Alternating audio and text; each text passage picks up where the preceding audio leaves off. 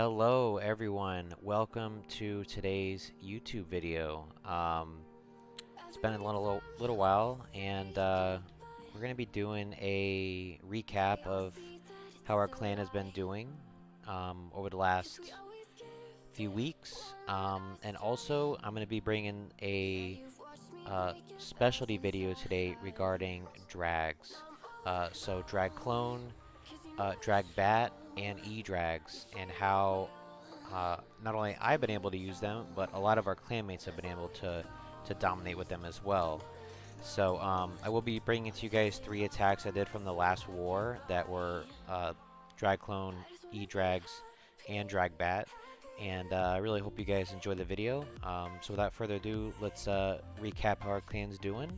And also, please don't forget to hit that subscribe button. Leave a comment. I'd be glad to answer any questions you guys have in the comment section. And yeah, let's dive into the recap and the war attacks.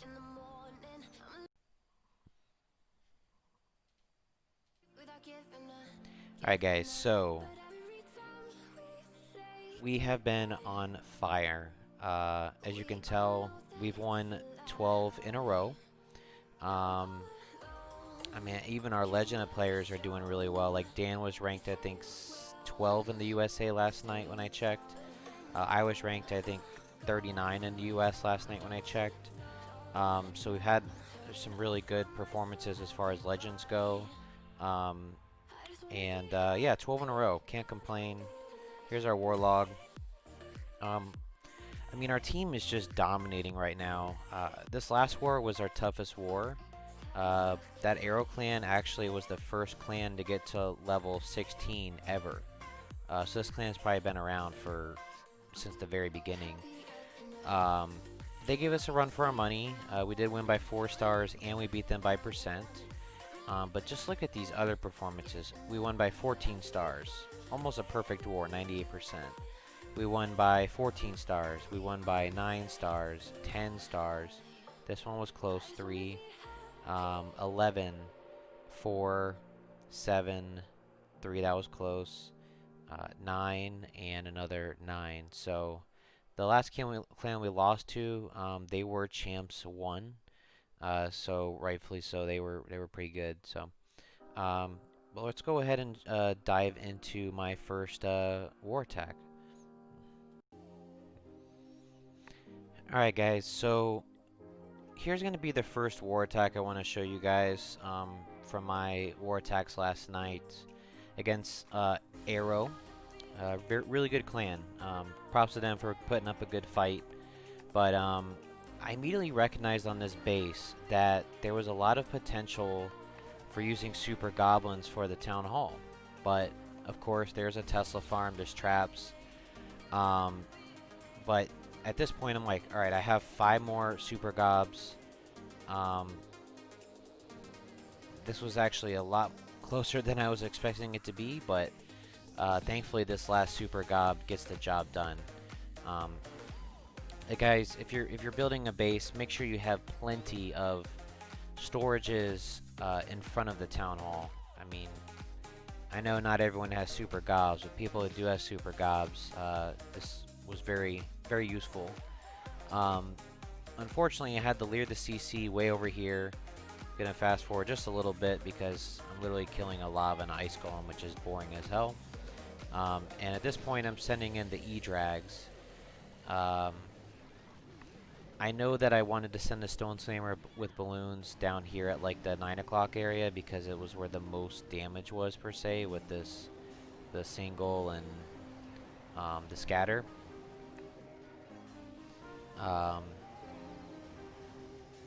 You know, using that warden ability right there, I think was really key.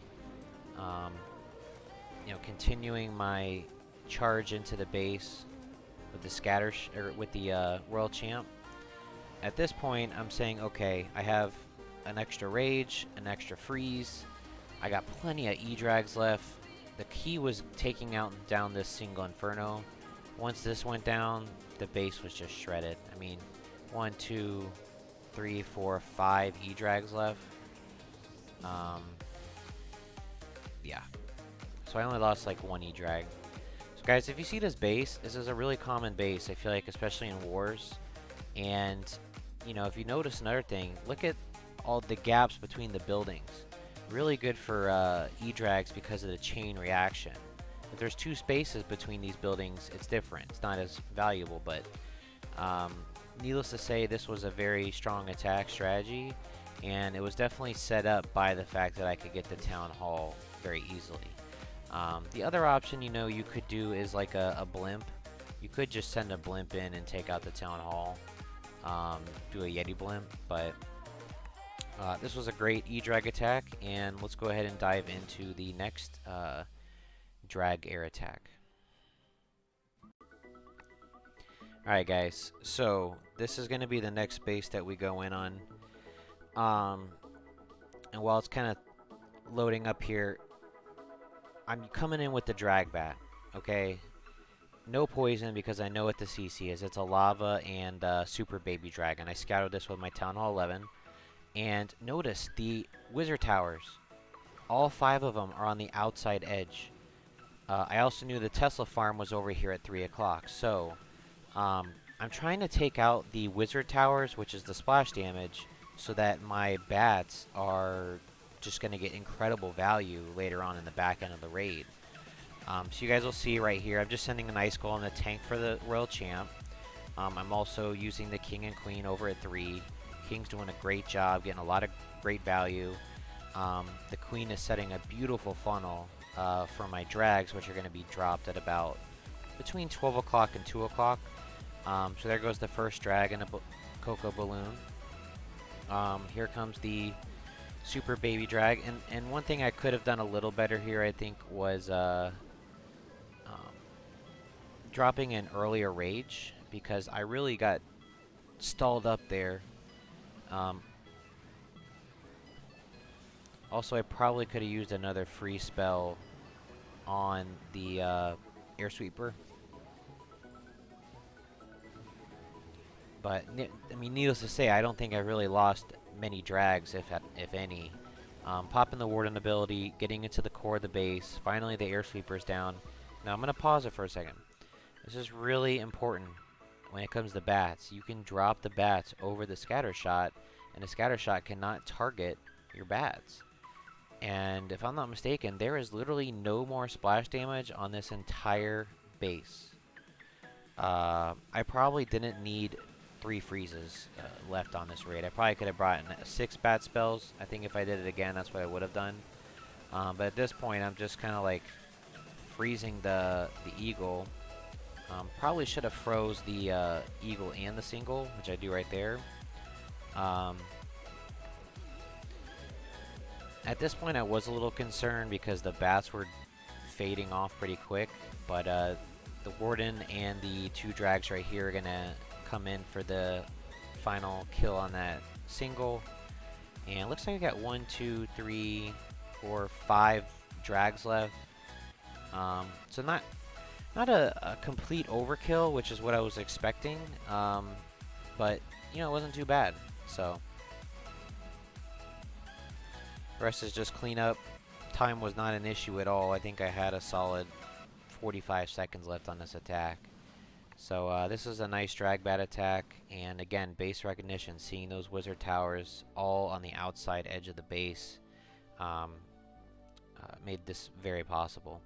So let's go ahead and dive into the last drag clone attack.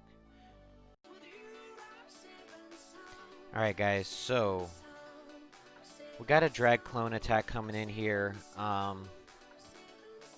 and here's my thinking. I can send in the blimp for the eagle and hopefully get a lot of that section cleared, and hopefully get the air sweepers.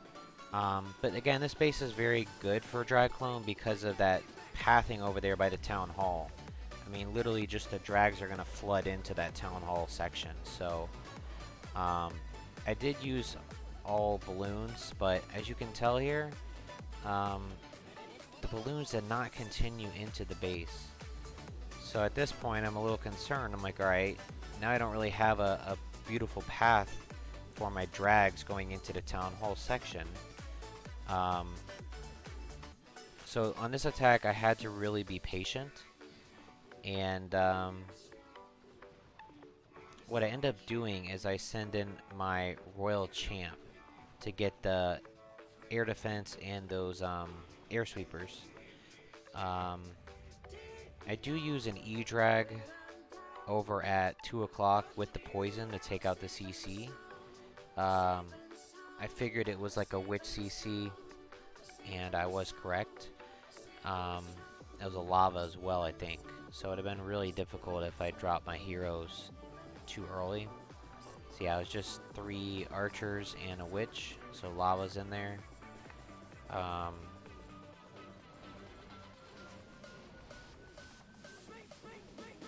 So we got the drags coming in now. Here comes the Royal Champ to take out that section that we talked about, the air defense and the 2 air sweepers. And at this point, you know, everything's looking pretty good. Time is okay. And dropping a freeze on the Town Hall and that back end scatter. Now, unfortunately, I did pull out the ice golem. Never mind, I thought it was a lava because of my Royal Champ. So really, really bad timing there. But again, a good freeze there on the single. And at this point, I'm like, alright, I should pop the king ability, because really, I have so many troops left for what little base is left. And also, I wanted to speed things up. So this worked out pretty well. And at this point, it was just kind of like a time battle. But you know, for a couple mistakes here and there, this attack strategy still worked out pretty well. And I was able to go 3 for 4 last night on my war attacks. So definitely happy about that. So so again, we are on a 12 war win streak. And we got CWL coming up tomorrow, so definitely tune in for that. And again, don't forget to check out my Twitch streams, which are usually 9 o'clock Eastern. And you get to watch me live and in person, which is really cool, and chat with me. And yeah, I hope you guys enjoyed today's video. And don't forget to hit that like and subscribe button. And I hope to see you guys in future videos. So thank you very much.